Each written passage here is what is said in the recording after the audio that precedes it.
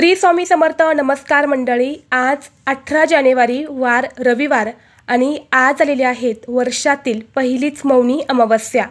प्रत्येक महिन्यामध्ये अमावस्या तिथी येते आणि प्रत्येक अमावस्येचं महत्त्व हे सुद्धा वेगवेगळं असतं. पण मौनी अमावस्या ही इतर अमावस्यांपेक्षा सर्वात मोठी आणि महत्त्वाची अमावस्या मानली जाते. मौनी अमावस्या म्हणजे या दिवशी मौन पाळले जाते.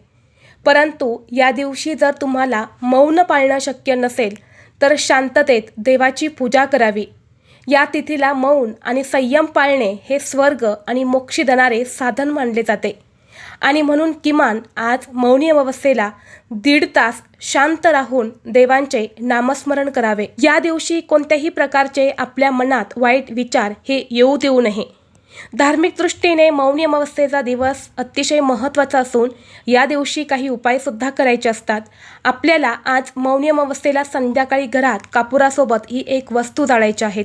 ही वस्तू घरात जाळल्याने घरातील वास्तुदोष, पितृदोष, नजरबाधा, 7 पिढ्यांचे दारिद्र्य नष्ट होऊन घराची, मुलांची, पतीची अगदी भरभरून प्रगती होईल. तर हा उपाय कसा करायचा, कोणत्या वेळेत करायचा याबद्दलची संपूर्ण माहिती एका व्हिडिओद्वारे मी तुमच्यासोबत शेअर केलेली आहे.